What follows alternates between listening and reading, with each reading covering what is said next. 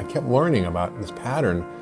And until I really healed that, I wasn't able to just be ready for love. Wow. So you kind of have to not find the right person, you have to be the right person. I think you gotta have a dream. The School of Greatness. Really?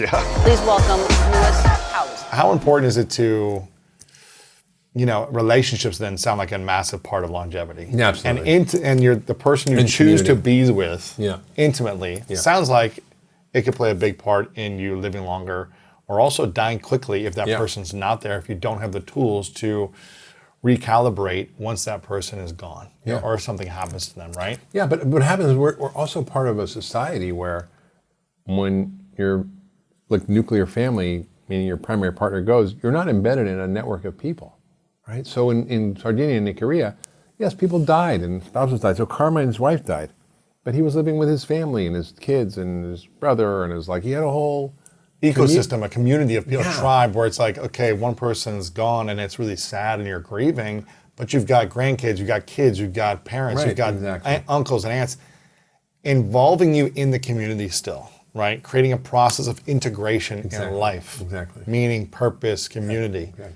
So in the Americas, what I'm hearing you say is we isolate ourselves more, Totally. right? It's Yeah. like find your house in the suburbs and your parents go here and your kids go away and they Most leave people don't even you. know their neighbors. They looked out they Right. lived next to somebody for 20 years. They don't even know who they are. Sure. What do you think we could do differently? And do you think American society will ever change with this, parents leaving? And because I hear about I think it's in India, it's like they fight over who's going to have their parents sometimes is what I hear. It's like Right. which siblings are going to get to have the parents stay live with Yeah, them. yeah. Right, It's like right. this And argued Japan debate. is the same thing. right? Really? Yeah. Yeah, I mean, it's a hard society we live in, and it's such an individualistic society. It's not a communal society, and I think it's cost us a lot. And I feel like there are little pockets of people who are building community, whether it's online communities, whether it's in-person communities, whether it's communities that are in cities. And there is a sense of people starting to build community, and I'm involved in a lot of these, and I'm starting to see it pop around. But I think it's definitely not mainstream yet. Wow. I talked to one doctor on here, and he said he got sick 2 different times in his life. He's an older guy in his 70s and 80s, and then he recovered from it. I said, "What happened? How did you recover?" He said, "I found love." Yeah. He's like, "I found love, and it gave me that sense of meaning, that belonging, that purpose again. It got me back in shape. It got me making better decisions. Yeah. It got me living life to the fullest." Totally. Why is love such a strong healer? Love is medicine. I think it's the same reason that community is, the same reason that belonging is. It's because when we have a deep connection relationship with someone, it literally changes our gene expression. So if you're in a loving connection with Really? someone, yes, it's this whole scientific field of sociogenomics, right? How our social relationships affect our genes. And we know if you're in a conflictual relationship, you will turn on genes of inflammation, which cause disease and aging. If you are in a loving, connected, heart-centered relationship, you are activating all the repair genes. You literally, through cuddling, can change your epigenome. Right? It's amazing. So stay in bed for an extra 5 minutes and I cuddle. love cuddling. I got home last night and I just laid there with Martha, just hugging her for 30 minutes. It's just want to relax, and it feels healing because your body relaxes. Yeah. Right. It feels Yeah. like whatever's going on, you can calm it down and just be peaceful. Totally. It's a beautiful thing. So you've been married a few times, right? Married and divorced a few Yeah, I'm times. an expert in relationships. Expert in Married and relationships. divorced 3 times. What would you say is the biggest lessons from marriage and divorce that have taught you about health and longevity? That's a great question. I think, everybody's different. And for me, the key to really finding happiness and the key to finding love that is a really good, healthy, solid love, which I have now, was really dealing with my original traumas and wounds. Really? Yeah. And I think, you wrote a book about toxic masculinity. And I think, we all, whether we're men or women, throughout our childhood, have big or small traumas. Gabor Mate talks about micro trauma, macro trauma. Micro trauma could just not being seen by your parents and not being loved well enough or neglected or not actual abuse. Whereas, there's Sure. actual real emotional or physical abuse or sexual abuse. So all that registers in our nervous system. And for me, I had corrupted love software and I had to heal that A corrupted love software. Yeah, definitely. Well, what did that mean for you? Well, I'll tell you the brief story. Is my mother was a child of deaf parents. Deaf. Deaf. They couldn't hear. Wow. So she was their ears and their eyes. Wow, that's a lot of So responsibility. she became a parent to them. Yeah. She became somebody who thought that love was taking care of people who needed help or were broken. Wow, that's interesting. Right? So she picked my dad and my stepfather, who were very broken. And they were in very, damaged emotionally. And that was because, That's what she knew. That was her familiarity. familiarity. And my dad was broken because his mother, was a child of 13 and accidentally killed her sister when she was 2, pushing her off the swing. Oh. And it was the pariah of the family, had to sit at a different table, was completely neurotic and anxious.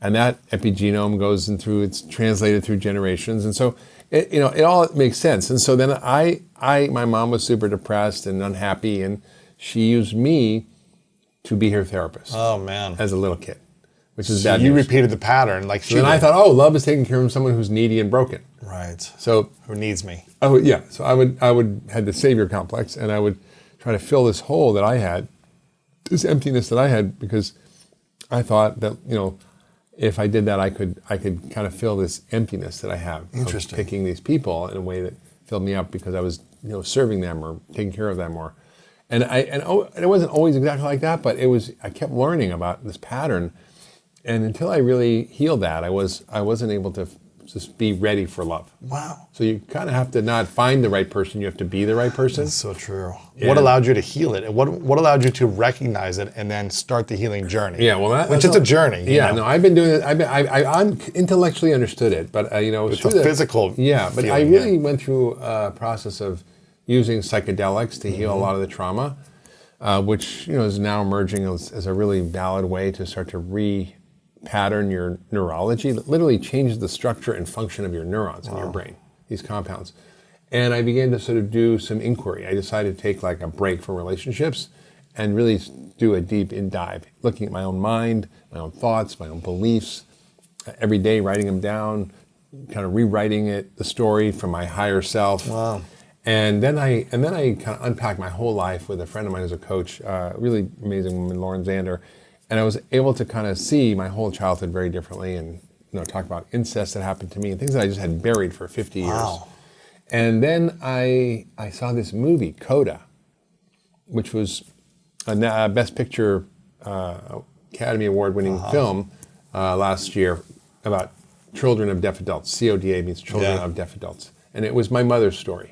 Not actually her story, but it was the same. She was a child of deaf parents and could hear. Because the child I still haven't seen it yet, but the child has got a deaf family, right? Yeah, and she's hearing, and it's about her struggle to become, disentangle from the dependency her parents had on her, right? Holy cow! So And what opened up for you when you saw that? That was that just hit me like a lightning bolt, and I just was sobbing and sobbing. It took me hours and hours to watch the movie because I had to stop because I was just being on the floor just in this cathartic process, and it never really happened to me like that before. Wow. And after that happened, I kind of got what happened to my mother. I got what happened to me. I got, what was going off in my own nervous system, and then I just felt free and I felt light, and I healed a lot of that. So It took me a while. I'm a slow learner. I'm good with medicine, but it's not. It's okay. We all have our things to overcome. It took me a minute, but now I just feel like I have such a different wiring and a different nervous system, and I feel way calmer and way less anxious in relationship. And where would you be had you not talked to that therapist friend and kind of looked back at your entire history of your life and assessed it? If you didn't watch that movie, if you didn't do the psychedelics, kind of all of those medicines in one, where would you be had you skipped it after your last relationship? I always made a joke. I said I had a broken picker. I still have a broken picker. I still might try to find someone who isn't really the person that's going to be able to meet me, that's an equal, that can, have a healthy attachment style, that can, be independent but come together, and just it really was powerful. That's incredible. Yeah. This all happened in the last couple of years. Yeah. So there's hope after 60, even if you keep choosing poorly. Yeah. Totally. That's incredible. Yeah, and it just got me free. And I think, a lot of these cultures don't have to deal with this stuff. I mean, of course, there's always family drama and this and that, but I think, there's such a level of connection and community and mutual support and happiness and joy as part of living that we've sort of lost. And I think that was a big learning for me. And how did you feel beforehand? Like in the previous 40 years of different marriages and relationships, you said you feel free and lighter. Did you never feel free? No, I didn't. In marriage or in relationship? No, I didn't. I always What was the feeling? I didn't know until afterwards. You don't have to know a horse is standing on your foot until it gets off. It was kind of like that. Like, wow, I was always so anxious and kind of trying to hold on to love and keep love and be afraid of losing love and want someone to love me. And it just was like such a weird dynamic that I was embedded in that I didn't even fully see. Really? Yeah. And this is I'm so excited you're sharing this. This is powerful. Yeah, I think a lot of people need to see this and hear this from you, Mark, because they see you as this, I don't know, what are you, 30-time New York Times bestselling author, this individual who's done so well and been so successful in many areas of life. Yeah. And I'm not saying that, the marriages and the relationships you were in were all like failures. I'm sure you had great love and connection and moments and things like that, but they weren't, it sounds like the right fit, and you didn't feel like you were free inside, right? Yeah. And maybe they didn't feel the same thing either, so I'm not saying they were bad and wrong or something. But to hear you talk about this healing journey at this stage, as someone who studies healing and as someone who studies medicine and that studies all these things, even you had to learn how to heal relationships. Totally. You knew about the body stuff and food and medicine, For sure. but it was the healing, the relationship, and the childhood wound that you carried with you all those years. And what's interesting now, Lewis, is in our culture, we're starting to have the language for this and the acceptance of this and, the sort of not seeing mental illness as a stigma, but as a consequence of a lot of cultural and personal trauma, right? I mean, just living in our culture today is traumatic. You just open the newspaper or listen to the news, or the amount of conflict and strife and, just economic inequities and all the things that we're dealing with, climate change. I mean, it's a very psychologically stressful moment of history. But, we also can shift a relationship to that by understanding how our brains work and our nervous systems work and start to actually not necessarily get caught up in all that and kind of reset our systems. So one of the key things I talk about in the book is mindset, is how our minds really play a role in our longevity. And if we don't get that straight, we're screwed. When people kill themselves by their thoughts, right? Literally. And give me some examples. What do you mean? How do they kill themselves? I mean, Well, if they have a suicidal thought, they'll lead themselves to killing themselves. I mean, it's all about belief, right? Yeah. So when you look at voodoo, for example, you put a voodoo hex on somebody and boom, somebody can drop dead, Like, one of my mentors, who very much inspired me before I went to medicine, was Bernie Siegel, who wrote Love, Medicine, and Miracles, who's this kind of Yale oncologist, bald guy, so cute, writes with a purple pen, letters they used to write me, and back before email. And he talked about these studies where they would tell this cancer patient that they found this great new cure and they gave them this pill that was a placebo and their tumors shrunk overnight. And then they told them a month later, 2 months later, they found it didn't work so well and the tumors came flying back. So that's the power of the pharmacy in our mind. This is fascinating. I'm still kind of amazed that this all happened in the last couple of years. Yeah. So after the movie, you had this catharsis experience, right? Yeah. And you felt lighter after that. Yeah. You felt I you felt released. free. I felt free. Right after this Yeah, on the floor sobbing moment.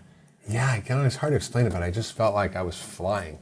I just felt like I'd been carrying this weight my whole life. It just was gone. Do you feel like it was complete? Do you feel like your nervous system was fully healed after that? Or has there been moments of triggers and kind of the PTSD feelings in your nervous system? Or maybe... I think it's echoes and shadows more that come back now. Okay. That I can recognize and go, oh, all right, whatever. It's like it's not like it grabs me like it used to.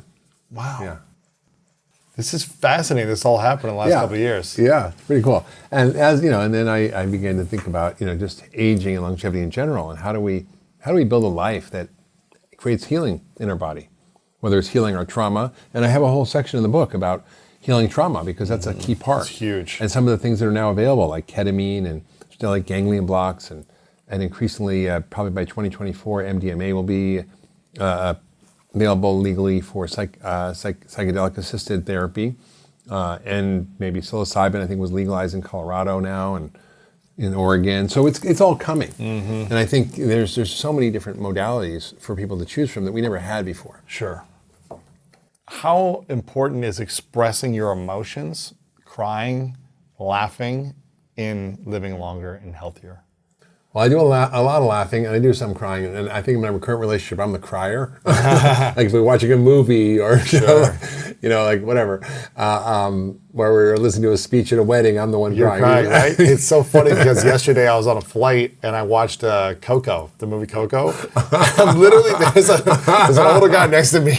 And I'm literally, I kid you not, I cried 4 times watching Coco. The music and the storytelling. I'm like, this is a cartoon. And I'm crying. Right. But it was so beautiful. And I was telling Martha about it. And she was like, yeah, it's such a beautiful, because it's all about family. It's all about connection. It's all about like sharing your music with the world. And this, beautiful story. But so you feel like you're the crier in the relationship. That's right. But how powerful is crying as an emotion and laughing? And I think it's being able to be free and expressed, whatever it is. Like being able to not have to shut down and shut off, and to learn how to do it in a way that's not destructive, right? To do it in a way that's loving and kind and thoughtful. There's always a way of getting expressed without hurting somebody else. Yes. So I think we tend in our culture to lash out and to be reactive, and that's not good. That's not healthy. So it's like it's sort of like Viktor Frankl's idea of slowing things down. Like in between stimulus and response, there's a gap or a pause, right? And in that pause lies the choice. So you can choose to slow down the whole process. And I'm friends with Tom Brady, and he's like, when I snap the ball, everything's in slow motion. Yeah. Like everything just slows down. It's like, it's amazing. And you think it all happens like in seconds, but like he's like all the time in the world, right? Because everything just goes in slow motion because he's so present. So we can do that in every moment. It just takes practice. It's a skill. If you want to lift 50 pounds, well, you have to work at it, right? If you want to train your mind to work differently, you have to work at it. You have to investigate your mind. You have to, that's what, all these practices that are ancient. We in our culture are really good with outer technology, but places like Tibet, they were really experimenting with inner technology for thousands of years and learned all sorts of skills about mastering the mind. So mastering your body is key, but mastering your mind is also a key to longevity. Right. And it sounds like mastering your emotions and your heart is a key as well. Yeah, but your mind is what regulates your emotions. Now, people argue with me about this, but what happens first is your thought and then the feeling, right? And then the emotion. Sure. Right? Because you have, even if it's an instantaneous thing, there's some thought that precedes it, even if it's a subconscious thought that precedes the feeling or emotion. So you never have the feeling first. Unless you don't have the ability to think, but then you probably wouldn't be here. So it's like, well, some people don't have that, but yeah. Right. So it's always a thought. Yeah. Or it's so it can't be a feeling, huh? Because you have to think it first before you feel it. Yes, I think so. I think always, whether it's like if you smelled something that brings back a memory, right? Is that a thought or first? If you see you're about to get in a car crash, you have the thought, I'm going to die, and then your body goes into reaction. And it can happen in a millisecond. But like, you can have a millisecond thought, but it's always going to precede whatever it is. Sure. So I'm curious about the relationship stuff because I think you don't talk about this a lot. I do a little bit. Yeah, but we can do it. And I think I'm starting to believe more and more that the relationship you have with yourself is massive. The way you view yourself, your beliefs. You're talking about this now. How you think about yourself, how you feel about yourself, is key towards living a healthy life now, but also extending your life. Totally. And the way you view and think about your intimate relationship. I used to feel like I was trapped all the time. I was fearful and I felt like I was trapped and there was no way out. I couldn't be myself. Yeah. And that would make me feel unhealthy inside. Yeah, It made me feel like I was a 6 out of a 10 every day. Yeah. Because I felt like trapped, right? No, I'm doing that to myself. No one is trapping me. It's my fear and insecurity of like leaving the relationship or whatever it might be, or having the courage to communicate, all these things that I needed to learn. Tell the truth, right? And so the relationship we have with ourselves and with our intimate partner, I'm starting to learn is one of the most powerful things for longevity. Totally. Because it's going to shape the actions we have, the decisions we make on a daily basis, how we show up, what we eat, the environment, all that stuff. Before the interview continues, if you feel like you're not living your most authentic life, not leaning into your purpose, and not living the life that your future self would be extremely proud of, I've written a new book called The Greatness Mindset, and I think you're gonna love this. Through powerful stories, science-backed strategies, and step-by-step guidance, The Greatness Mindset will help you overcome all the different challenges in your life to design the life of your dreams and then turn it into your reality. Make sure to click the link below in the description to get your copy today. Okay, let's get back to this video. What is some of the conversations you're having in your relationship about longevity and about, you're entering a new relationship from a different space, a healed space. Are you having different types of conversations than you never had before? If so, what are those? Yeah, I think they're really different. I mean, I think, And are you showing up as your whole self finally? Is that what's... I think I'm able to. I think I'm able to be free and independent and still fully connected all the time. So as opposed to feeling dependent or needing... So you're unattached. You're highly engaged, but you have low attachment. I'm fully committed, but not like... Low attachment, yeah. I'm securely attached, what they say is securely attached, as opposed to being insecurely attached or avoidant, or like there's all these styles of attachment. Sure. But there's a healthy attachment style. And a lot of us have attachment disorders because we weren't loved well as kids, or we had various kinds of traumas. Yeah. So we have these attachment disorders. And I think I had more of an anxious attachment disorder. And I think that through healing that, I'm able to sort of be able to just be present to whatever is and not be in reaction. And that's such a powerfully different way, whatever it is we're doing. And my partner's also extremely self-aware and extremely talented at communicating. That's beautiful. And she has her own stuff that she works through, but we do it together as if it's a gift that we are able to unpack together, Really? as opposed to something that's oppositional. Like, you have to fix this, you have to do this, you did this, you did that. Like, that's terrible. So we go, oh, here's a trigger. I felt triggered by blah, blah, blah. How do you handle it if you're in that, if We she's... we really deeply listen to each other. We don't react, and then we take it as a third entity that's something for us to take care of together. Wow. As opposed to something, you better fix this or I'm out. And it's like, oh, like today, I learned from my partner that she doesn't like hosting parties. We're having a party, and I asked her, to help with something, and she was like, I don't like hosting parties. I was like, okay. No, I know. Noted, but like it's like I could have reacted and got upset and mad, and it's like I kind of told a whole story in my head. It's this, but I'm like, oh, okay. Well, this is what she needs. She's like, I don't like doing this and that, so like it's fine. Like rather than having to like fix it or figure out why, or like she doesn't like chocolate or she doesn't like strawberries or whatever. It's fine. I don't like doing everything either. That's I don't really like whiskey, but I like tequila. It's fine. Who cares? Do you think you'd be able to analytically heal, like just thinking, if you would have just thought about these things versus the physical releases that you had as well? I think it's somatic. I think a lot of this is buried in our tissues. The nervous book called system. The Body Keeps Score about trauma, and I think if we don't learn how to somatically release this stuff, it is an intellectual exercise. It doesn't happen. It doesn't work fully. It helps, but it's not enough. Wow. I'm curious about in terms of the things that will decrease your lifespan at night. A lot of people talk about the morning routines, but I'm curious about the evening routines that will decrease lifespan. Holy cow! Well, that's a great question. There's a really amazing book I read years ago called Lights Out, and it was a book that was looking at the research on the harmful impact of the light bulb on human health, and it was pretty convincing in showing that because we're not following the natural rhythms of the sun, we're actually altering our biology in ways that damage our health. So when you're exposed to LED nights at light, to fluorescent lights at night, to full spectrum light bulbs at night, incandescent light bulbs, it's not normal for our physiology for 200,000 years. Sure. And all of a sudden, the last 100,000 of the last 100 of the 200,000 years, we're all of a sudden exposed to this light bulb. Our brains don't process it properly. And so we inhibit melatonin, we don't sleep as well, we increase cortisol. And there's really crazy studies on how this increases obesity, heart disease, cancer, dementia, and that's just being exposed to light at night.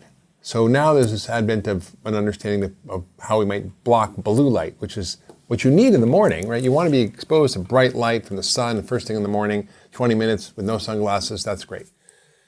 But at night, it's not a good idea. Sure. So there are now red light bulbs that only have red light, no blue light. There's blue blocker glasses where you can put on glasses at night and wear those at night around the house. Screens are the worst thing at night, so that's a horrible thing that people do. They go to bed with their phone, they wake up with their phone.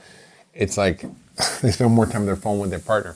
When my nephew's like, look, my screen time is only 5 hours today. I'm like, 5 hours? Imagine what you could do in 5 hours if you had 5 hours, right? You could make all the food for your week. You could exercise. You could write a book. You could make a song. You could whatever, every day.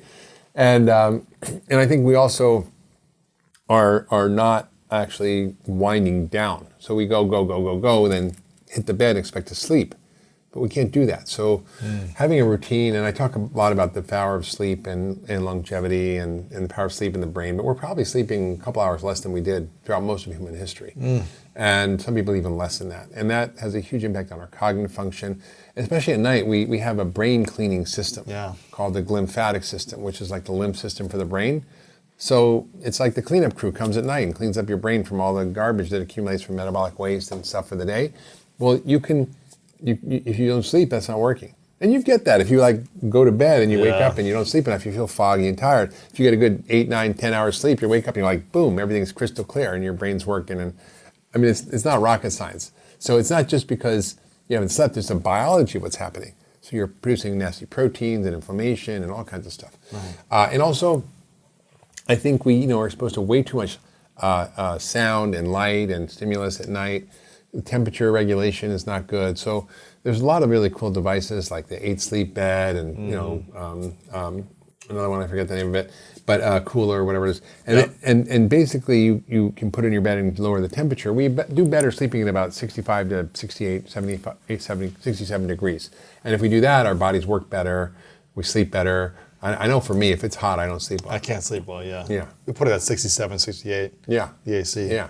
But then it's like your face is cold, so you have to figure. That's why the cooler, the chili pad or whatever the it's chili called, pad, allows you yeah. to. Yeah, and that's great. And the 8 sleep, you can have one side that's hot for your partner and one that's cool for you. Is that what 8 sleep does? It's Yeah. Cold on one side and the other one. You can do whatever you want. It That's can interesting. program. So you can put on a king size bed.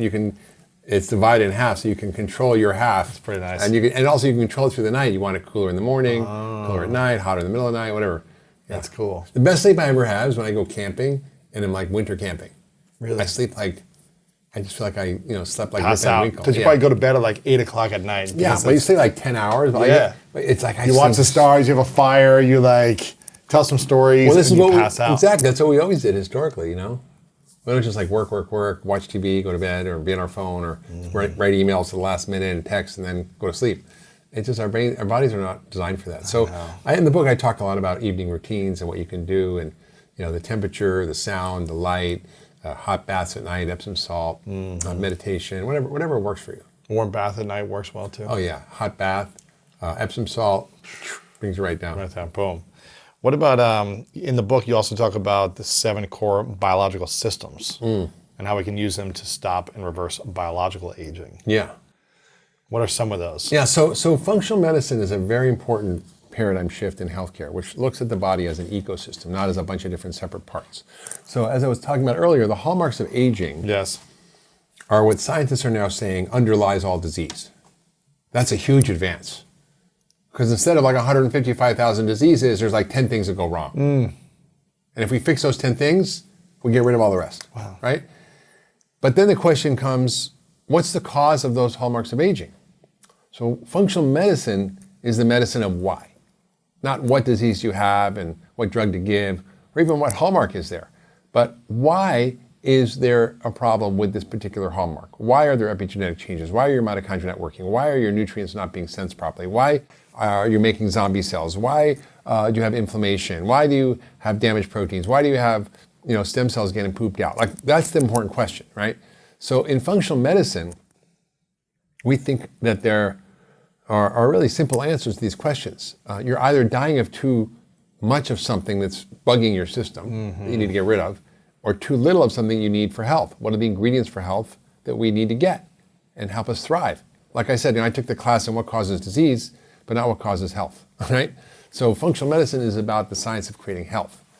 And in the framework of science of functional medicine, there are 7 biological systems or networks, and it's a network of networks. They're not all separate, right?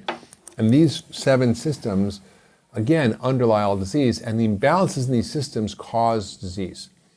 And it's either too much of toxins, allergens, bad food, stress, microbes, microbiome stuff, and not enough of the right ingredients for health, the right nutrition, nutrients, balance of hormones, light, air, water, sleep, exercise, deep rest, community, meaning, purpose, love, relationships. These are all the ingredients for health, right? When those are too much or too little of those things, it causes disturbances in these 7 systems. And what are they? Well, there's your microbiome in your gut. Yeah. There's your immune inflammatory system. We call that defense and repair. Your energy system, how you make energy in your cells and mitochondria. And by the way, these are also, in a way, some of the hallmarks of aging, right? Right? Sure. Yeah. And then detoxification, which isn't really talked much about in the hallmarks of aging, but it's key because toxins cause a lot of the hallmarks of aging. So how do you detox your body? How do you process your metabolic toxins, environmental toxins? Then your transport system, which is your circulation and lymph system. And then there's communication systems, which is your hormones, neurotransmitters, the nutrient sensing systems, how that all works. And lastly is your structural system, what you're made of, from your subcellular structures, your mitochondria, your cell membranes, all the way to your bones and muscles and everything else. So that's what we think of. And so my job as a functional medicine doctor is to understand what's causing the imbalance in this particular person. So if you have, just because you know the name of the disease does not mean you know what's wrong with you. You could have, 10 people with heart disease or diabetes or Alzheimer's or rheumatoid arthritis, and each of them might have different causes. One person with rheumatoid arthritis might have a gluten sensitivity, another person might have a parasite, another person might have mercury poisoning, another person might have a problem with their microbiome, another person might have some other factor. So it's really about looking at the personalized approach to understanding the root cause of each person's dysfunction. And yes, there are certain ways the body manifests dysfunction, and there's a limited number of ways, right? I would say there's only so many ways your body can say ouch. Yeah. But there's a myriad of causes. But from this functional medicine perspective, we look at what are the root causes of the hallmarks of aging, how do we get these 7 systems in balance, and that will fix those hallmarks of aging. Because a lot of scientists now in the longevity space, and by the way, there's a lot of billions of dollars flowing into this space because a lot of very wealthy billionaires don't want to die. So they're putting billions of dollars in, like Jeff Bezos and Calico from Google and Yuri Milner. All these people are just pouring money in. They want to live longer. I think it's great. Because the government isn't funding it. They spend like a couple $100 million a year on studying aging, which is ridiculous. Because that's we spend $6 billion on cancer. And yet, if we cured cancer, we'd have a couple of years life expectancy. If we fixed aging, we'd get 30 years. And it's not just about this hedonistic pursuit of living longer and this selfish idea that I want to die. It's about, think about a society where you have the value of the wisdom and experience and the knowledge that comes from living a while. Yeah. Now, not everybody gets wiser as they get older. I found that out for sure. But a lot of people do. And the contribution they could make if they're fit and healthy. Now, if they're sick and diseased, it's going to be a huge drain on society. But the truth is that these studies have shown that if you are taking care of yourself, you live a lot longer, and your health span equals your lifespan. Meaning you basically don't spend the last 20% of your life decrepit and diseased, which is what is average now. So let's say you live to be 80, the last, let's say 20 years of your life, you're on the downhill. Whereas with the studies on health span, and this was one by James Fries, I talked about in the book, was published years ago in the New England Journal of Medicine. They basically looked at 3 habits. Keep your ideal body weight, don't smoke, and exercise. Right? Not a ton of stuff, right? And they found that when people did that, they not only lived longer, but they died quickly, painlessly, and cheaply.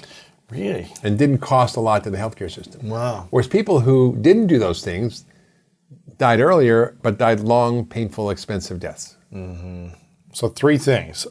Keep the ideal body weight, don't smoke, and exercise. And exercise. And you'll die better. Exactly. So I want to have my health span equal my lifespan. I want to be able to go for a hike on my last day of my life at 120, like you said at the beginning. That's amazing. Make love and go to bed, and that's it. And then just don't wake up. Say goodbye. Exactly. That's amazing. And do people do that in the blue zones? Do you see that they're maybe it's They like do. they have They one really week have, where they... Yeah, it's very interesting. I mean, my friend Jeff Bland is the father of functional medicine, tells the story of his grandfather, who was, I think, almost 100. And they had a big Thanksgiving dinner. Everybody was here, happy. He's like, hey, everybody, it's been a great life. I love you all. This is it. I'm going to go. And he went to bed and after a great dinner and walked to bed and went to sleep and never woke up. Come on.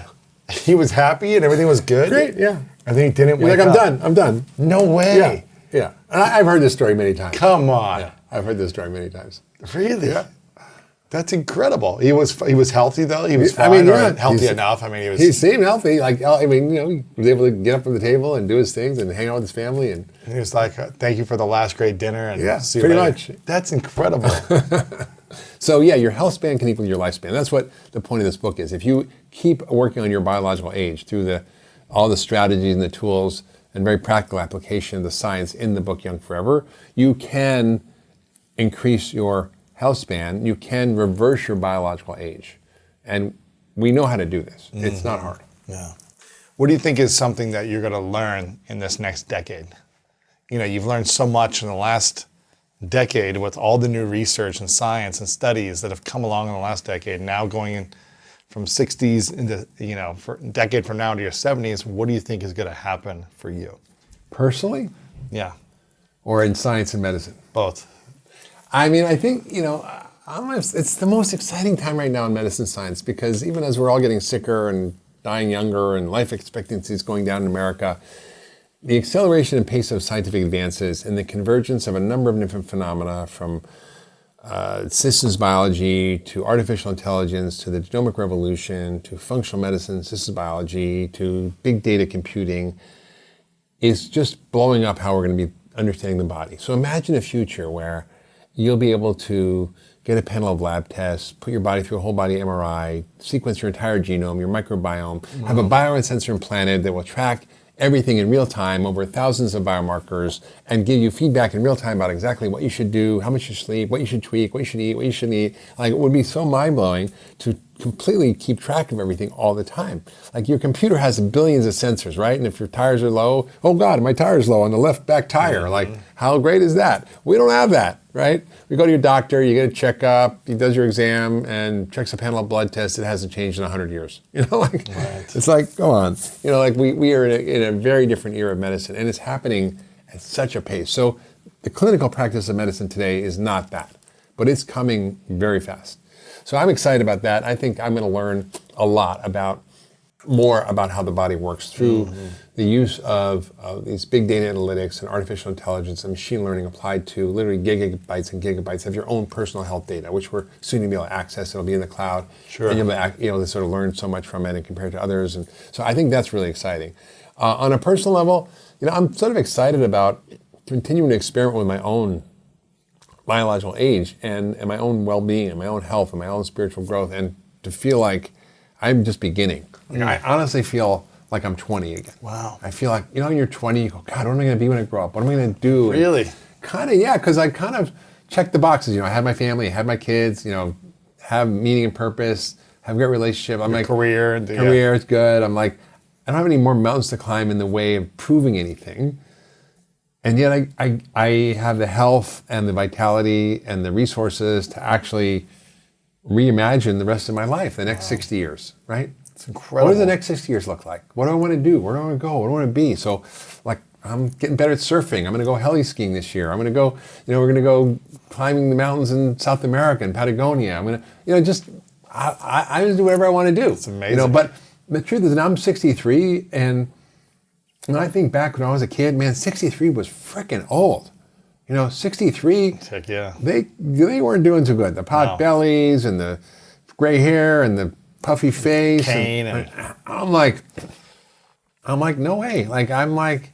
It just doesn't have to be that way, And, I had friends over in Hawaii visiting me last year, and I was riding my bike every day, working out, and, I had 30-year-old friends. I'm like, let's go for a bike ride. I'm like, okay. And and these are not people who are out of shape or overweight or unhealthy. These are really healthy people. One of them was like a college D1 soccer player, and I'm riding my hill straight up 7 miles up the hill, and she's like, come on, and I'm like, and one of them had to turn back, and I'm like, wow, it's amazing to see that if you learn the science of how to create health, that you can continue to kind of evolve and improve and optimize your health at any age. That's beautiful, man. It's exciting. I'm gonna turn 40 next year. Oh, wow. If you could go back to your 40-year-old self and give me advice for 3 things to focus on from 40 until 60, what would those 3 things be that you would tell me or tell your younger 40-year-old self that you wish you would have done? I would say really, really, really invite play and joy in your life. Don't wait. I'm reading this book called Die with Zero, which is a great book, meditating on the idea that we save our money and we squirrel our nuts away and we don't have all these experiences. And in my life, I haven't done a lot of stuff. I have one house, my car is 5 years old, I paid for it. It's a little Volvo. I don't have a lot of stuff, but I love experiences. So I will spend money on experiences. I'll go on safari, or I'll go, learn how to surf in Costa Rica for a month, or I'll, go to do some, incredible backcountry skiing experience with friends, or I'll invite, I'm inviting like 30 of my closest friends to Italy to go in a villa for a week and, have all kinds of, fun experiences together. So experience is really what matters and what brings the joy to life. So building relationships, building connections, building community, it's so central to health and well-being in life. And I did that, but I definitely worked too hard. I definitely did not give myself enough time for that. The second thing is I probably would have started working out sooner. I always did bike riding and tennis and yoga, and I was like, gyms are stinky. I don't like weights. If I do 10 push-ups, it hurts the next day. I don't like this. So when I was 50, I couldn't do 10 push-ups. Wow. And now I can drop and do 80 without a stop. Incredible. Yeah. So it's like it took me a minute, but I actually didn't think maybe that long.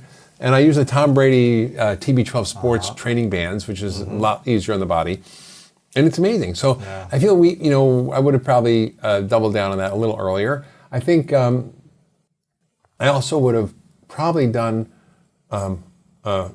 more work on my own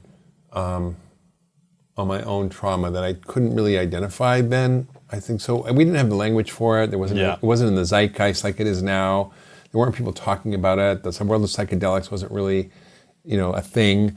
So I think there's a bunch of stuff that I probably would have done around that. I think I've always eaten healthy. I've always, done well. I think the other thing I definitely did that, and you can see from the picture that I was, a vegetarian, vegan, and I was kind of thin, but I had no muscle. Right. And I was I could run 5 miles. I could ride my bike 100 miles. I wasn't unfit, but I weren't strong. I didn't have the kind of muscle mass that I think is so essential to longevity. Yeah. So the sooner you start building muscle, the better off you are. It's really a key part of longevity. Yeah. This is beautiful, Mark. I appreciate you. Your book, Young Forever, The Secrets to Living Your Longest, Healthiest Life. You guys can get this. It's got a step-by-step program.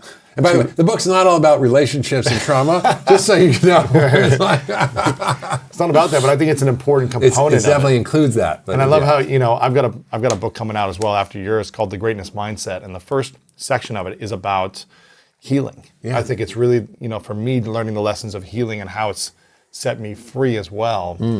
I feel like now I can go much higher in every area of life with that. Whereas before it was like this, it was like grinding it to get there, and it was harder. Yeah. So I think it's all about our beliefs and our healing and the mindset of it first, about longevity and about relationships and life and everything. Yeah, you look brighter and happier and younger than I've seen you. I feel good, man. Yeah. In a while. Yeah, I've been a little tired. I was on a trip, but I feel good in general. But it's good to be alive, man. It's good to be alive. Every day I'm grateful. Yeah. There's so much joy, peace, love, affection, freedom. Feels incredible. I think it's also key is like living in the moment, as much as possible. Whatever you're experiencing, whatever you're doing, be in it. Because we live so much of our life distracted and disconnected. And so whether you're, washing the dishes or making love or, working or climbing a mountain, like do that thing. Yeah, absolutely. I want people to get your book, Young Forever. Make sure you guys pick up a copy. Where can we go to support you for it? Everywhere. Go to youngforeverbook.com. If you want to learn more and get goodies, come along with the book. Go to Dr. Mark Hyman, social media, drhyman.com, any bookstore, online, offline, you can get the book. It's exciting. We're going to throw up a photo as well. You have to send me that photo of you when you're 40 to now. We'll put it up on screen for you guys to see the process of this. But this is amazing. Make sure you guys get a copy for your friends as well. Powerful book, powerful information. I want to acknowledge you, Mark, for your transformation. It's incredible because I think healing is one of the hardest things to do, especially, healing the wounds of our past, the inner child wound, whatever you want to call it. But especially as men, I feel like it's harder for us to go back and address the things that we're most ashamed of or afraid of or insecure of or guilty around or whatever it might be, and start doing the work. So for you to do that in your early 60s is really inspiring. Well, I'm a little slow. But it's inspiring to see that it doesn't matter what age you are. It's true. You can go back, you can revisit, and you can start the healing process and the journey. True. It doesn't mean you're a perfect human being, and I'm sure you're going to have challenges and flaws and things like this in the future. But to do that work and give yourself more healing energy for a longer life and a happier life, it's a beautiful thing. So I acknowledge you for that, my friend. It's inspiring. Thank you for the wisdom for what I need to do when I hit 40. It's really doing it right now, but from 40 to 60, where are you spending the most time on social media these days? And how else can we be of service to you besides getting the book? I have a great team, and we put out tons of content that's free about how to upgrade your life and your biological software. So I think, Instagram and the podcast, Doctor's Pharmacy podcast I have, which is, always up there with yours, back and forth. I'm like, oh, Lewis is doing great. It's great to see you up there. Yeah. So it's, I think that's a really beautiful forum for exploring ideas in depth like you do in the podcast here. And I think it's for me, it's a labor of love because I don't find it work to sit with extraordinary people and learn things that I want to learn and hear, things that expand my mind and my heart. And it's the best job in the world. It's amazing, right? It's so much fun. I love it. Well, final question. What's your definition of greatness? My definition of greatness is freedom.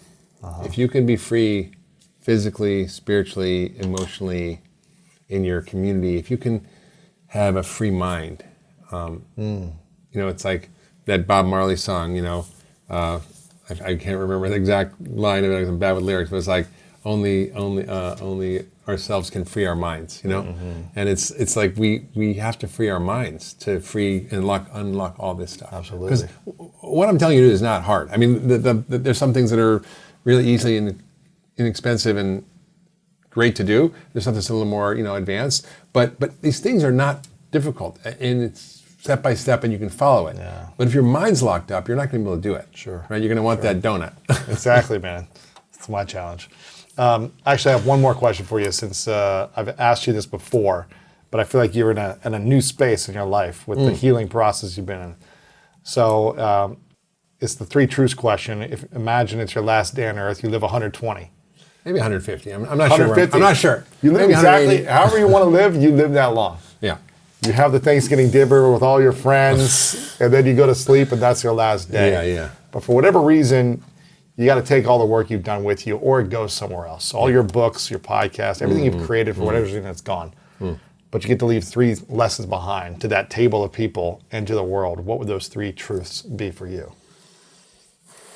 That's a beautiful question.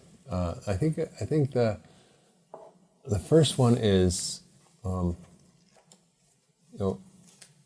learn how to love yourself and to love others really well.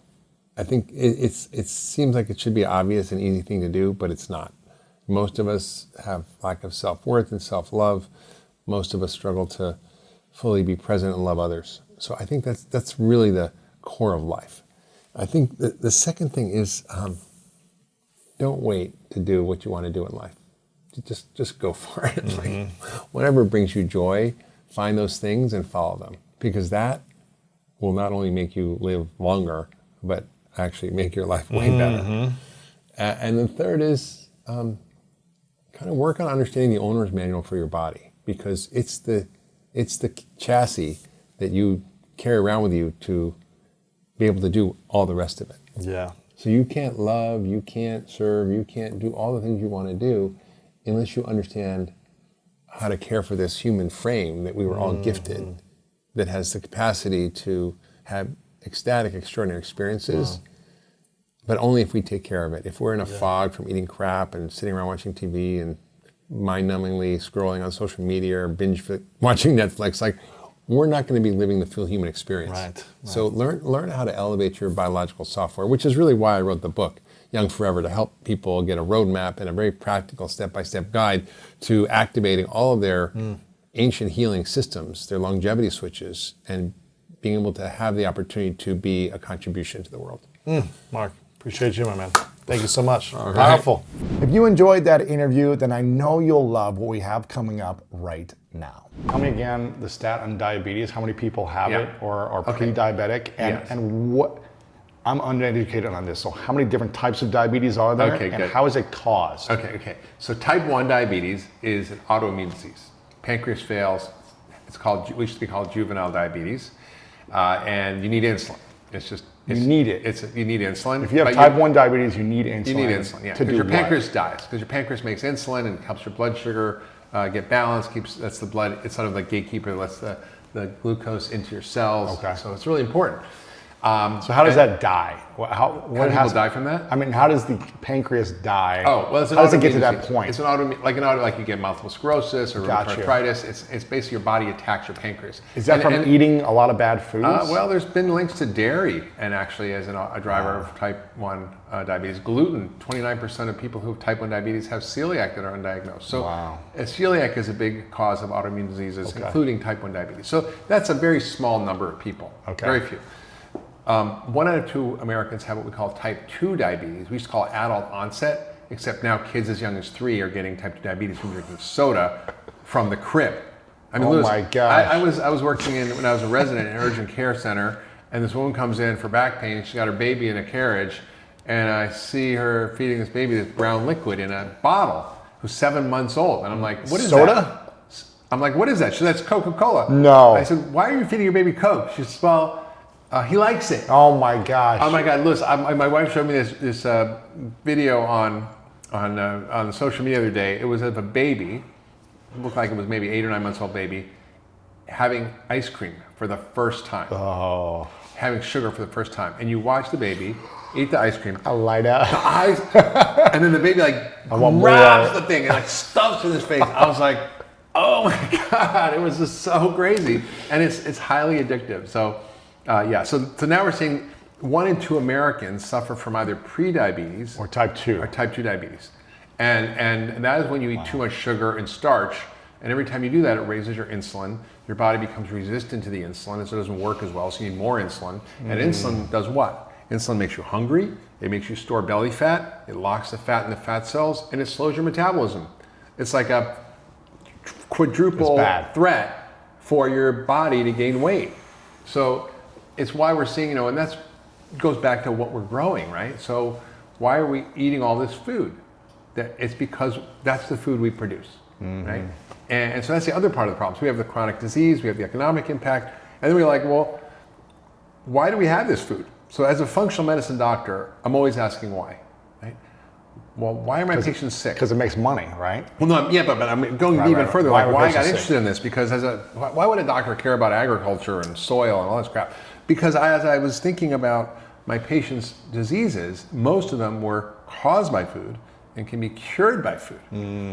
So I'm thinking, well, if it's how many are most of them? Is this like 50%, 70%? 80% of anyone that comes in to the hospital or your patients who has some type of disease or some type of sickness. I mean, unless it's like an environmental thing like mercury or Lyme or mold, most of the things. Cancer. Cancer is caused by food. Really? 70%. 70% of cancer is caused by food. And sugar is the #1 culprit. Heart disease, diabetes, Alzheimer's, heart disease, the big killers. Are by sugar and food. Yes. Yeah. So if you change your diet, you should be able to Prevent those. prevent, Or cure sometimes. Like, sometimes cure. Depends how far Yeah. along things are, I Yeah. guess. Yeah. But you can prevent heart disease, Alzheimer's. 100%. Yes, 100%. I mean, the studies are there. crazy. Even people who already have Alzheimer's, when they improve their diet, they can wake They up get and more better. functionality Yeah. back. So you've got me thinking, okay, well, if the patient's disease are caused by food, what's causing the food? It's the food system. And I'm like, well, what's causing the food system? It's our food policies. Like, what's causing our food policies? It's the food industry that's lobbying Congress. It's got money. It's the biggest lobby group in Congress is agriculture and food. By far, like by twice as much as the next lobby group. By like gas and oil or whatever. Yeah, exactly, right. And it's like, what? So then I began thinking, well, if I'm going to help my patients, I can't do it in my office. Like I can, it's like I'm like in the boat, bailing the boat with a hole instead of plugging the hole. Right. You're not going to the source. Right. So then I'm thinking, okay, well, what do I need to do as a functional medicine doctor? I need to go to the root cause, right? The root cause and why. And then it became clear to me that it's our agricultural system that's driving so much of the problem. And what we grow has been based on good intentions that were in the 50s and people were hungry. There wasn't enough food. There was a lot of poverty. And so we figured out a system to produce an abundance of starchy calories. So we can have food. So we can have food. And we were great at it. And we have cheap, abundant corn and wheat and soy, which are the commodity crops that are turned into industrial processed food, which is now 60% of our diet. And for every 10% of that you eat, your risk of death goes up by 14%. Yeah, so you're Crazy. So you're basically, feeding Americans a diet we know is going to kill them. The research is so clear on this. There's no scientific debate, and yet we don't do anything about it because we have these dysfunctional food policies. And then the way we grow the food causes climate change. And we'll get into that, but the number one cause of climate change is our food system. Really? People don't realize that. I didn't know it. I'm like, it's oil and gas and all this stuff. I'm like, But what is it? Is it the trucking? Is it the animal feces? end to end. Is it Okay, so first of all, deforestation is devastating. Not only do we destroy the soil on which we cut down the trees, but the trees are carbon sinks, so we lose that. So they're not sucking in the bad air. That's sucking and in putting the out carbon good air. dioxide, right? I mean, basically, plants suck out carbon dioxide. That's what they breathe. We breathe oxygen; they breathe carbon dioxide. So that's a perfect antidote, right? Yeah. And then the soil also we're damaging by the way we're farming. Mm-hmm. We've lost a third of our topsoil. It's responsible. And people don't know this, but of all the greenhouse gases in the atmosphere, the loss of soil, organic matter, like healthy, rich soil, is responsible for 30 to 40% of all greenhouse gases currently in the atmosphere since the Industrial Revolution. Does that mean why is that? Does it Why? suck up? Does it suck? Because soil it can hold more carbon than is in the atmosphere right now. There's 1 trillion tons of carbon in the atmosphere, which is a lot. I don't know, 1 trillion tons, I don't even know how to measure that. And the soil can hold 3 trillion tons of carbon. And how does it do that? It's an ancient carbon capture technology that is available all over the world, that's free that's can be more effective than all the rainforests on the planet, than all the forests and trees on the planet. It's called photosynthesis. And if you have like grasslands, for example, like we had big prairies in the United States, they suck down carbon, they breathe it, and they put it through the plants into the roots, feeds the mycorrhizal fungi, which then make healthy soil, feeds the bacteria, and you get this incredibly rich live soil that holds tremendous amounts of organic matter that is carbon, right? Carbohydrates comes from the word carbon, which comes from carbon dioxide. Wow. Right? Ding, ding, ding, it all connects. And, Interesting. And so we've lost, So if we don't have the soil for it to consume, then it just bounces off back into the air, I guess, and we're just consuming it in other ways. Yeah, and the soil can hold so much carbon. The UN estimated that if we took the 5 million hectares of degraded farmland around the world, if we took just 2 million of that and spent 300 billion, which is the total military spend for 60 days around the world, which is not much. 60 days, 2 months of everybody's military spending. We literally could stall climate change by 20 years. Wow. Because of putting back the carbon in the soil. And not only that, it holds water. You see, in Iowa and in the Midwest, there was floods that just destroyed 1 million acres of cropland that otherwise could have been fine if the soil could hold the water, but it just sits on the top where it runs through, and we lose all this water. So that when you have organic matter in the soil, it holds 27,000 gallons for every 1% organic matter in the soil per acre. So it's an incredible water sink, it's a carbon sink, and we've lost all these soils, and it's because we're growing these commodity crops in ways that destroy soil. We're tilling the soil, we're turning over soil erosion, it runs off into the rivers. We kill all the life in the organic matter by poisoning it with fertilizer, with pesticides, with glyphosate, herbicides, and it's staggering. And then we have all these sort of unintended consequences. You know, we started growing all this food, and we thought this agricultural revolution was great. All these chemicals are great. You know, fertilizer's great. We can do all this good stuff. Tractors, big farms, more food, feed the world. It's backfired on us, and it's producing the worst food on the planet. That's causing devastating environmental damage, staggering climate change. So it's the soil loss, it's, you said, the deforestation, it's the factory farming of animals, which should be banned. It's the transportation, storage, refrigeration, and the food waste. I mean, food waste in a lot of waste. Yeah, but, well, we waste 40% of our food. We really throw That's on our plate. We don't eat it. Imagine going to the grocery store, buying a bunch of groceries, and getting home and throwing 40% in the garbage. The average Americans waste $1,800 of food a year, and it's about a pound a day, and that goes to landfills. The landfills, then it rots and creates methane. So you could be a vegan throwing out your food waste and scraps, and you could be contributing to climate change. If food waste were a country, it would be the third largest emitter of greenhouse gases after the US and China. Wow. Yeah, it's methane to produce, and we need to compost, we need to have community garden, like always to fix it. But it's like when you look at the whole end-to-end food system, it is the number one source of climate change, about 50% of greenhouse gases. And people just don't appreciate that. So why, I mean, if this information is public and it's out there and policy makers are aware of it, they're not aware of it. No. I spent 2 hours on a sailboat this summer with a senator, a smart senator. He wasn't aware of it. And I literally, his jaw was hanging open the entire time. Are they not presented with this research and information? No, because they got so much money sent to them by the lobbyists, probably. Right. I mean, listen, if all the people who are walking their office are Monsanto and Cargill and McDonald's and Pepsi and they're all donating millions of dollars, I would say billions of dollars, they're not hearing the other side of the science. And how do you fight that? So I always should deride at lobbyists, but I plan on I'm creating a food fix campaign, which is a nonprofit, along with an advocacy organization, to start to literally lobby senators, congressmen, key people in the administration around these issues and start to drive policy change. Because in the UK, and you were talking about, I think in Australia, New Zealand, or I think in Asia, you were saying that you can't do certain things with the food, otherwise you'll go to prison, you'll go to, you'll get killed, I mean, like in the UK, they don't have a lot of these dyes, and right? Yeah, so it's so funny, the FDA, is so influenced by the food industry, and I was once with the former head of the Federal Drug Administration, Food and Drug Administration, Peggy Hammer. Former. She was, but then she was the FDA commissioner. But now she's former.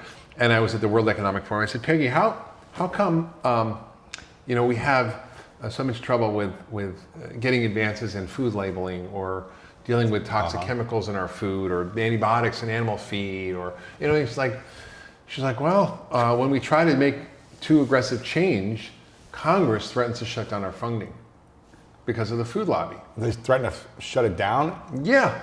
And then what? If they shut it down, what would happen? Well, they're limited in their ability to do their job. And so the FTC, the same thing happened. In the 70s, there was a movement by the Federal Trade Commission to have, negative, education campaigns around sugar and how bad it was. But the Congress says, we're going to pull all your funding and shut you down if you do this. And so they pull back. So in for example, you asked a question about Asia. We have this thing called GRAS, which is generally recognized as safe. So the food additives. We have thousands of food additives.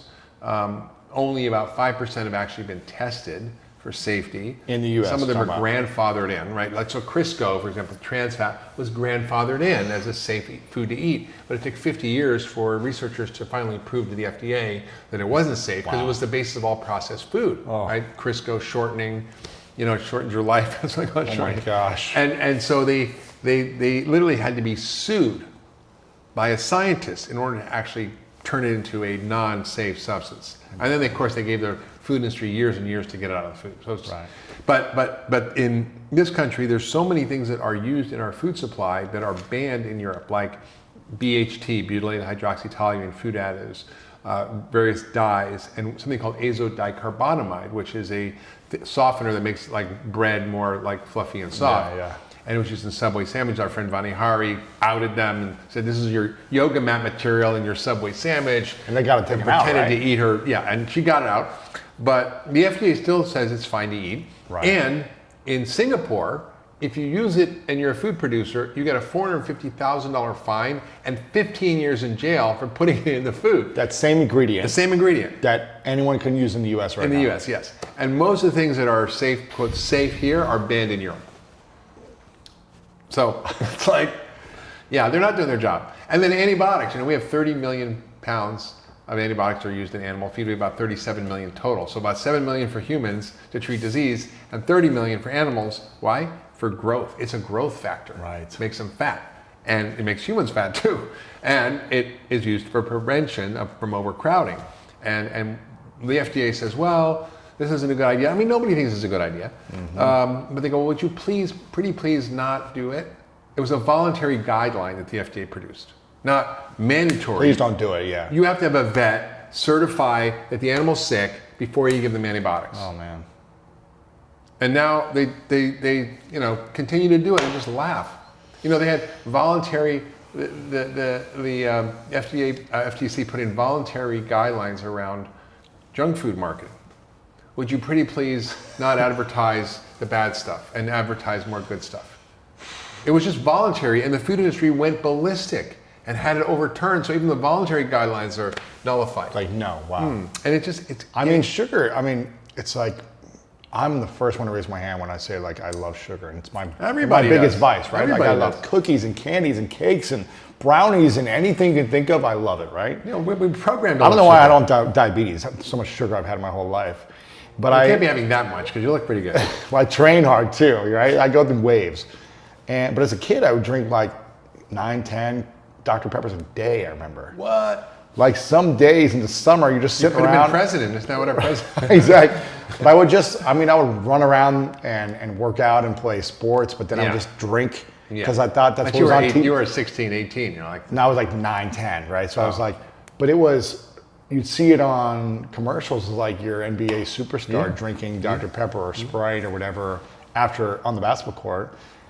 And I don't know if it was just like subconscious or just it tasted good and you didn't think about it. It was just, this is where the food industry is so, I talk about it in my book, Food Fix, but the food industry is so strategic about how it advances its mission and goals. And it does it through multiple channels. And I'm just going to go through them because people just don't know. The celebrity endorsements, right? Yeah, the first, obviously, celebrity endorsements, which is the obvious one. They co-opt social groups. So they fund groups like the NAACP and Hispanic Federation. The African American and Latino communities are the most affected by diabetes and obesity. And they co-opt them by funding them. I want to show the movie Fed Up at the King Center in Atlanta. And Bernice King, Martin Luther King's daughter, was all about it and she was excited. But once we got it scheduled, a few days later, I got a call that we couldn't show it. I'm like, why? She said, because Coca-Cola funds the King Center. No. Yeah. I went to Spelman College, which is African American Women College in Atlanta, and the dean said to me, half of the 18-year-olds coming into college have a chronic illness, obesity, hypertension, diabetes. 18-year-old women. And I'm like, why is there soda machines all over the campus? Why? It's just because Coke funds. No. And one of the people on the board of trustees is one of the highest executives at Coca-Cola. Oh, man. An African American woman. It's like, so they co-opt social groups. And that's why they, for example, oppose soda taxes, because they're in the funding of these big soda companies. And then, of course, they fund research. So they fund 12 times as much research, $12 billion worth of research a year to study nutrition. So Gatorade gets studied by Pepsi. Really? Gatorade's the best thing in the world. It's not. It's just sugar, right? Or Right. So it corrupts and pollutes science. So people are confused. Why is there so much confusion about nutrition science? Third, they they create front groups. They call them spin doctors. So they create front groups that seem like they're independent groups, like Crop Life. Yeah. Or, like and they're tweeting the Center for Consumer Freedom. Right. Or the American Council on Science and Health, which, by the way, is run by a bunch of doctors who suggest that pesticides are safe, that high fructose corn syrup is great for you, that smoking doesn't cause disease, and why would they do that? Because they get paid a lot? They're funded by Monsanto and Big Food and Pepsi. You just look at their funders, and they spend $30 million fighting GMO labeling in California. This front group, it was all funded by Monsanto, right? And then you got these front groups, and then you have them co-opting scientists and academies. So the nutrition academies, the American Heart Association, American Diabetes Association, their funding in large part comes from industry. And so the Academy of Nutrition and Dietetics, which is our main nutrition association, 40% of their funding comes from the food industry. They have sponsored, lectures at their meetings that are, with people saying, well, high fructose corn syrup is good and diet drinks are good, and Right. it's just completely corrupted. And so these professional societies give guidelines, and they're corrupt. And Dr. Ioannidis from Stanford, who's a scientist who looks carefully at the research and conflicts of interest, says, these professional societies like the American Heart Association and Diabetes Association should not be making guidelines. And then so you've got all these ways in which they sort of screw things up. And then, of course, they are aggressive in advertising and marketing, which is illegal in most countries. And then they have lobbyists running around Washington driving policy that supports all of what they do. So you've got this massive effort, and it's often subversive and illegal. And it's kind of shady. What does your daily diet look like? Oh The gosh. doctor himself. So today I had I had a protein shake because I went to this friend of mine's company called Essential Foods, Living Foods, and he had this. It was like a hemp, coconut, chia, moringa, like coconut cream, like protein sounds powder amazing. with lots of And I had a couple of that with a spoon of coconut butter for fat and almond butter for fat. And blended that up. That was my breakfast. And then lunch was and a big salad with lots of avocado, olive oil, and some wild salmon, which has fat. So that was, and dinner I haven't had yet. So Yeah, cool. Awesome. And dinner I'll usually have, a small piece of protein, and I'll put 75% of my vegetable plate is vegetables. Really? So if I go out to eat, I'll order like 3 sides of vegetables, right? And Interesting. if you look at your plate, by volume, 70 or 80% of your diet should be plant foods and non-starchy veggies, right? Not potatoes and Right. And by calories, it should be like 50 to 60% fat. But fat doesn't take up a lot of space, so you can get a lot of calories in a little space and still eat, like if you put a lot of olive oil in your thing or eat coconut butter. So you don't have to worry about it. You just have to eat. And the trick is I don't worry about how much I eat. I just worry about what I eat. And I make sure I have stuff. Like I know that I'm going to be like here, and I know how long it's going to be. So I always bring stuff in my What's that, pocket. almond butter? Oh, Oh, so I just have like nice. a pocket. I know I'm never going to be in a food emergency, so I'm Sure. not going to have to eat something crappy. And I think, I eat very little grains, very little beans. I do eat them. Yeah. I eat mostly vegetables and some low glycemic fruit, and I eat lots of nuts and seeds, and I eat good quality fish and animal protein. What's low glycemic fruit? What does that include? So I'm not eating like tons of pineapple and grapes and like those are sugary things. Gotcha. And I eat like berries and I eat mostly berries, and then I'll eat like an apples or pears sometimes, or Okay, kiwis or grapefruit or mangoes or papaya, things like that. Nice. Okay. So let's go back to functional medicine. Yeah. What does that actually mean So functional medicine is compared to regular medicine? Yeah. Well, I don't know if people listening really have a great understanding of like what's happening right now in science, but it's profound. That the shift that's happening in our understanding of the body it's like Columbus going, "Hey, the Earth isn't flat." Wow. And right now, the last few years. It's just like the last decade or two. Okay. With our understanding of the human genome, of systems biology, of the body as a biological network, as a system, it's like an ecosystem where everything's connected, working together. And so the way we organize medicine is according to these organs. You've got your cardiovascular system, your neurologic system, your GI system, and so you go to all these specialists, right? And everybody treats their part of your body. If you have a migraine, we're actually learning that it might be related to gut flora, or if you have I mean, now we know that you might be getting cancer because of your gut bacteria. Well, no oncologist is asking you what's going on in your gut microbiome. Right. And so now we know, for example, like the microbiome is a great example of this disruption that's happening in healthcare. You know, the microbiome, which is your gut flora, it's like 10 times as many cells as your own cells. It's 100 times as much DNA as your own DNA. Huh. So we're kind of lazy. We have about as much DNA as an earthworm. Okay. But we borrow the DNA of the microbes in our gut to do things for us. And we borrow things from plants to do things from us, like for example, glucosinolates. And so the microbiome is this huge thing that's got 2 to 3 million genes. We only have 20,000 genes. And it regulates your weight. You can swap out poop from a thin person into someone with diabetes and reverse it. Right? Wow. Amazing. We've seen people. I've heard stories of fecal transplants not only curing things like that, but like, autoimmune diseases and Really? Parkinson's and people with MS and like crazy stories that I'm starting to hear. And there's research now going on aggressively in looking at fecal transplants for all sorts of diseases. Transferring poop from one person to another. Yes. What is that? How do you do that? Well, What's that process? Well, they collect the poop. There's actually I've never heard of this. Yeah, you've never heard of this? Never heard of this. Oh my God, this is huge. So the What is it called? fecal transplant. Okay. FMT, fecal microbial transplant. The way it came about was some doctor had a bright idea that there was this condition called C. diff, which is an infection of the intestines that happens after antibiotics, is life-threatening. And there's a huge amount of people are now resistant to antibiotics because of all the antibiotics in our feed and in the animal production. So the drugs don't work. People die. Wow. And somebody thought, well, gee, if I put the poop from a healthy person into a sick person, let's see what happens. And the doctor did it, and the person was cured like that. Shut up. 98% effective. 98% effective. So how do you do this? I So- don't understand this process. You want to get into it? Give me Well, the 10. we can do the 20-second visuals. version. We can do, Yes. So basically, they take a fecal transplant specimen, like a donor specimen from a healthy person, and they screen them for all sorts of diseases, and then they spin it up with some saline, and then they inject it in with a Straight up. catheter or a colonoscope. And then They actually and then also it just heals inside, or what's it do when it's? Well, it goes in. It's like massive probiotics, right? oh, Right? interesting. Yeah, and so It's like an infusion of probiotics. And also there are actually pills now. They actually are making special pills. encapsulated poop pills.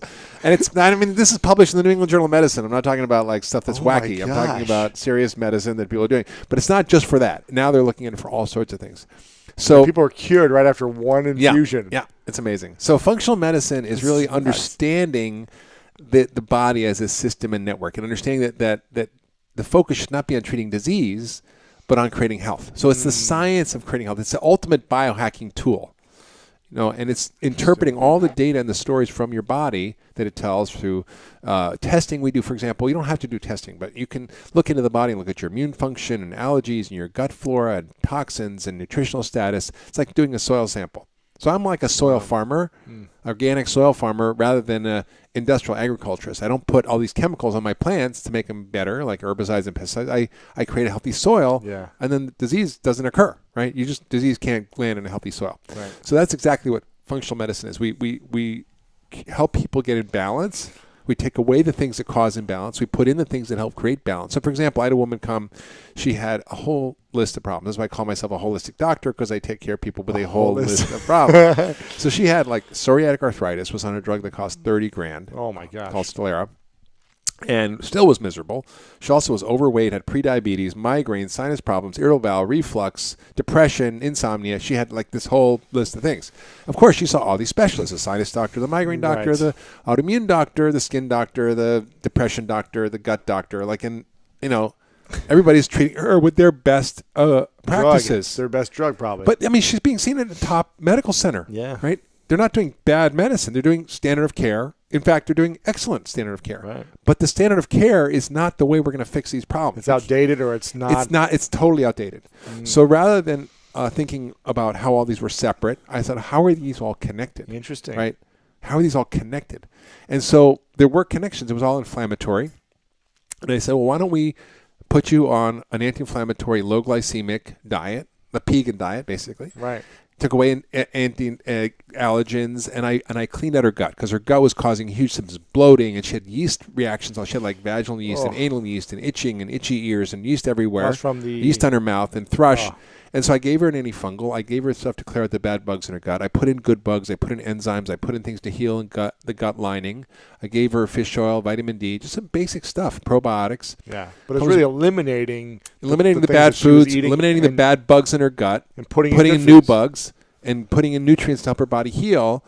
2 months later, she comes back completely symptom-free. No way. No more arthritis. No more $30,000 drug. No more skin psoriasis. No migraines. No sinus problems. No irritable bowel. No reflux. No depression. No insomnia. And she lost 20 pounds. It was all from food. Totally. And what was food and her gut flora. Right. I focused on her gut flora. Why? Because 60% or 50% of the immune system is in the gut. Interesting. Yeah, why? Why is it in the gut? Why is it there? Because you're sticking pounds of food, of foreign material every day in your body. It's got to fight it off in your gut first, yeah, right? and you've got all that bugs in there and poop. Right. It's like a danger zone, right? It's like you're like, Right. and it's 1 cell away. Like you're 1 cell away from a sewer every minute. Really? Yeah, it's 1 cell between you and that mass of food and poop, right? So your immune system is like, if anything happens, like right there. Wow. So when people have autoimmune disease, it's often a gut issue. It's often a gut issue. People didn't know this before, did they? No. So now all this is really coming to light, and functional medicine is the operating system to interpret the data. It's a new set of lenses to think about how to solve it, and it's a system of treatment that helps people get back in balance. Gotcha. That's what's powerful. And then at Cleveland Clinic, the CEO of Cleveland Clinic, Toby Cosgrove, I call him the Wayne Gretzky of healthcare. He goes where the puck's going to be, not where it is. Smart. Right? And he's basically came after me to go set up a center there. And I'm Functional medicine center. Yeah, I'm like, I'm not going to Cleveland Clinic. It's like I'm not going to go to a place where I'm going to have to bang my head against the wall, where it's traditional medicine, where they don't get this, where they're in the dark ages. I just It's also known as one of the top hospitals in the world. Of course, but it's the right? top hospital in the old model. Yes. Right? So Correct. I'm like, but he knows what's happening. sees where it's going. He knows what's happening. He's like, we need this here. Wow. And so he's investing tons of money, millions and millions of dollars, building this. We're building an 18,000 square foot facility. We started with a little space and we just outgrew it. We're hiring doctors. I have an interview with the doctor right after this. And we're basically growing. We're doing research in all sorts of conditions. We're changing medical school education. We're changing policy. We're doing community work. Amazing. So he's really putting us on the map in the traditional world. And because he's going to go out of business if he doesn't start doing this. But what's amazing to me, Louis, I thought when I got there, people would be, skeptical, negative, make it difficult for me and my team there. But it's the opposite. And they want to learn. Last week when I was there, I had 2 deans of medical schools, 2 chairs of institutes, which are like big deals, right, and another doctor as patients. No way. Yeah, they're coming as patients. Because they're not being cured with the medicine. The executive team, the C-suite team, is sending all their family members to come see us. Do you know Dr. Lissa Rankin by any chance? Yeah. She's been on as well, and she talked about how she had all this medication she was treating herself, and then started just saying, let me just change the way I eat and my relationships and my emotional health. Exactly. It's all. And she's like, I got off all the medicine. That's right. And then I stopped giving medicine to my patients. Right. I started asking them deeper questions. It's so powerful. So we're at this. My mind. We're at this fulcrum. It's not just I'm like one lone doctor with a crazy idea. There's a whole movement going on here. Yeah. We had dinner with James Maskell. He's helping move that movement forward. I'm the chairman of the Institute for Functional Medicine, where we train doctors all over the world in this model, an operating system of how to actually do this in practice. So we are literally building an army of doctors to change healthcare, and it's pretty exciting, and it's actually starting to really hit that hockey stick point where it's changing. Amazing. People want it. I mean, people are desperate for this model.